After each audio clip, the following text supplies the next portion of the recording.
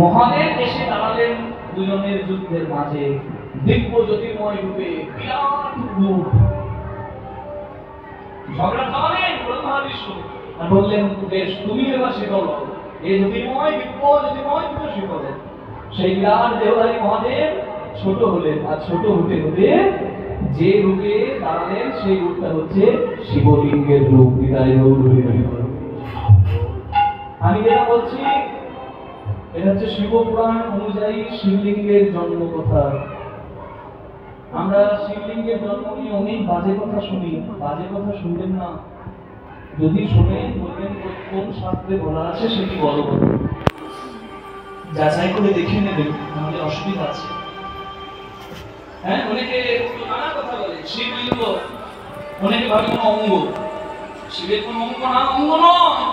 Football goal কেন, এর কোনো উত্তর হয় না। পৃথিবী গোল কেন, এর কোনো উত্তর হয় না। শিবলিঙ্গের আকৃতি অমনটাই কেন, এটার কোনো উত্তর হয় না। শিবলিঙ্গ কোনো অঙ্গ নয়, শিবলিঙ্গ হচ্ছে শিবের স্বরূপ। নিতাই গৌর হরি বল। এরভাবে কোনো সংকুচিত হয়ে যে রূপটা ধরলো সেটাই শিবলিঙ্গ। আর সেই দিনটা হবে শিবরাত্রির দিন। তাহলে শিবরাত্রির দিন কি শিবের বিয়ের নয়, শিবের জন্মদিন। Happy birthday. তাহলে বুঝতে পারলেন, যেহেতু ব্রহ্মার নাভিপদ্ম, বিষ্ণুর নাভিপদ্ম থেকে ব্রহ্মার জন্ম, বিষ্ণু পুরাণ অনুযায়ী বিষ্ণু নাভিপদে সর্বত মুনিমেদলা ভূত জন্ম অসুর জন্ম কীর্তন বৈধনী বিধাতা জগতি তনু ভিতাম আদি কাব্য প্রণয়কার। বিষ্ণুর নাভিপদ্ম থেকে ব্রহ্মার জন্ম, এবং ব্রহ্মা বিষ্ণু লীলা করছে, তারপরে যেহেতু শিবের আবির্ভাব হলো, তাই অনেকে মানে যে জগৎ সৃষ্টিকর্তা ব্রহ্মা, তাহলে শিব বোধ হয় তার সৃষ্টি। ওই জন্য অনেকে বলে ব্রহ্মা হলো বাবা আর বিষ্ণু হলো তারও বাবা, মানে শিবের। কিন্তু তত্ত্ব বিচারে দেখা যায় যেহেতু শিব স্ব ইচ্ছায় আবির্ভূত হন, তাই শিবের কোনো পিতা নাই, শিব নিজেই নিজের পিতা হয়। নিতাই গৌর প্রেমানন্দে গৌর রাধে। আপনার যেটা ভালো লাগে একটু বলতে পারেন, শাস্ত্র মত আমি জানিয়ে দিলাম। চাঁদকে বলে সবাই মামা, চাঁদের মামাকে। এটা তুলে রাখলাম, যাওয়ার সময় মনে করিয়ে দেবেন, আমি বলে দেবো। কি চাস ওর?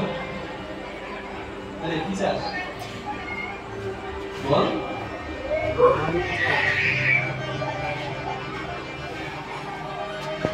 খুব আমার নাম করলি, আমি বলছি কি চাস বল, আমি দেবো।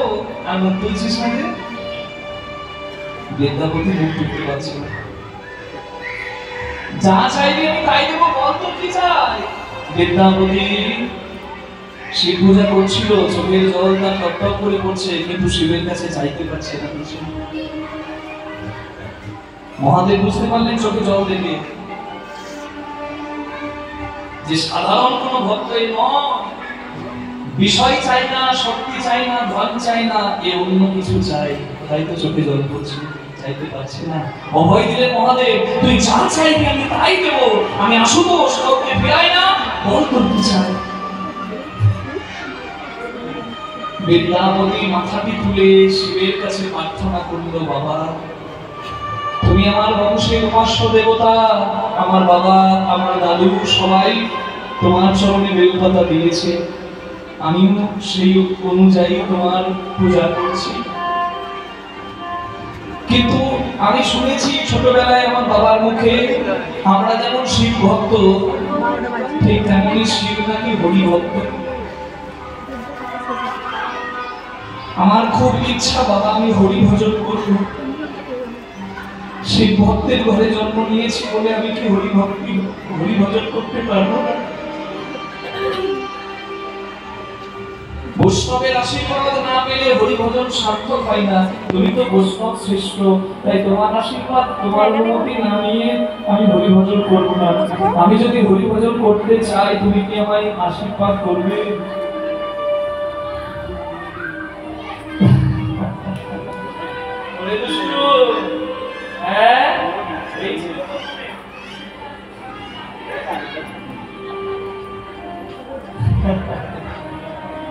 কেউ যদি শিব ভক্ত হয় তাহলে হরির আনন্দ হয়, তাহলে কেউ যদি হরিভক্ত হয় তাহলে শিবের কেন আনন্দ হবে না? শিবপুরাণে বলা আছে শ্রীফল মানে মিষ্টি বেলের জন্ম কথা। সেই প্রসঙ্গ বললে আপনারা বুঝবেন যে শিব ভক্তি যদি কারো জাগে তাহলে ভগবানের ভালো লাগে। নারায়ণের চরণ সেবা করছে লক্ষ্মী। নারায়ণ বলছে, লক্ষ্মী তুমি আমার খুব প্রিয়।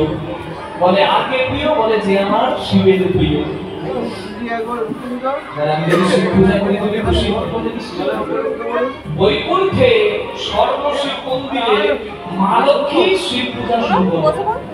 108 পদ্মফুল দিয়ে মা লক্ষ্মী নিত্য শিব পূজা করে নারায়ণের কথায়। একদিন মহাদেব মা লক্ষ্মীর ভক্তি পরীক্ষা করার জন্য দুটো পদ্মফুল হাতিয়ে নিল। মা লক্ষ্মী পূজার আসনে বসে দেখছে দুটো পদ্মফুল মনে মনে ভাবছে পূজার আসন ছেড়ে উঠে গেলে শিবের অমর্যাদা হবে। তাই মনে মনে ভাবলেন আমার দুটি পদ্মের দরকার, আমার দুটি স্তনপদ্ম তো দুটি শ্বেত পদ্ম। তাই দুটি পদ্মের জায়গায় আমি যদি নিজের স্তন দুটিকে বলিদান করি তাহলে নিশ্চয়ই মহাদেব প্রসন্ন হবে।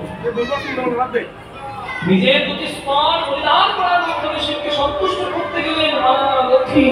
মহাদেব খুশি হয়ে বললেন, দেবী তুমি ধন্য, তোমার এই দান ধন্য। তোমার অঙ্গের এই স্তনপদ্ম যেটি শ্রীফল রূপে মিষ্টি বেল রূপে জগতে এই শিব সেবাই লাগবে। নিতাই গৌর প্রেমানন্দে হরি হরি হরি। আর আমি আশীর্বাদ করি তুমি নারায়ণের অতি প্রিয় হবে।